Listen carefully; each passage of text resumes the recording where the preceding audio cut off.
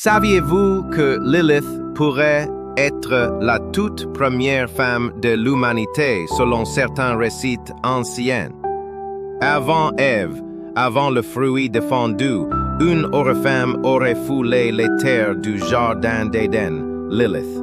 Mystérieuse, puissante et souvent redoutée, Lilith est l'une des figures les plus fascinantes de la mythologie ancienne. Son histoire traverse les âges entre légendes mésopotamiennes, écrits religieux et récits mystiques.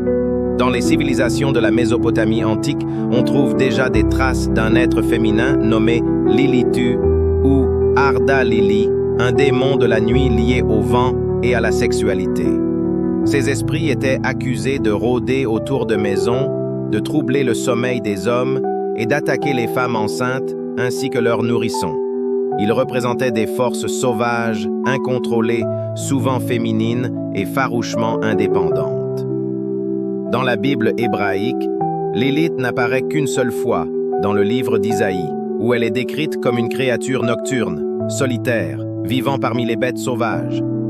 Mais c'est dans le Talmud de Babylone, rédigé entre le 3e et le 5e siècle de notre ère, que Lilith devient une entité bien plus développée. Elle y est présentée comme une femme démoniaque, ailée, aux longs cheveux, séduisant les hommes durant leur sommeil et représentant une menace pour les enfants en bas âge. Les anciens suspendaient des amulettes autour des berceaux pour la tenir à distance. L'histoire la plus célèbre de Lilith apparaît dans un texte satirique du Moyen Âge, l'alphabet de Ben Sira. Dans cette version, Lilith est la première femme d'Adam, créée comme lui à partir de la poussière de la terre. Refusant de se soumettre à lui lors de leur rapport, elle quitte le paradis par sa propre volonté, préférant l'exil à l'obéissance. En prononçant le nom secret de Dieu, elle s'envole et devient un démon, libre mais maudite.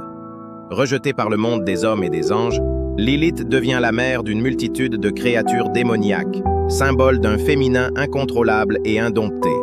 Elle incarne la peur du désir, de la révolte féminine et de la femme qui refuse les rôles imposés par la société. Cependant, depuis le XXe siècle, Lilith est réinterprétée. Elle est devenue une icône féministe, une figure d'autonomie, de liberté sexuelle et de résistance au patriarcat. On la retrouve dans les mouvements spirituels contemporains, la littérature, le cinéma, la musique et même dans certaines formes de sorcellerie moderne.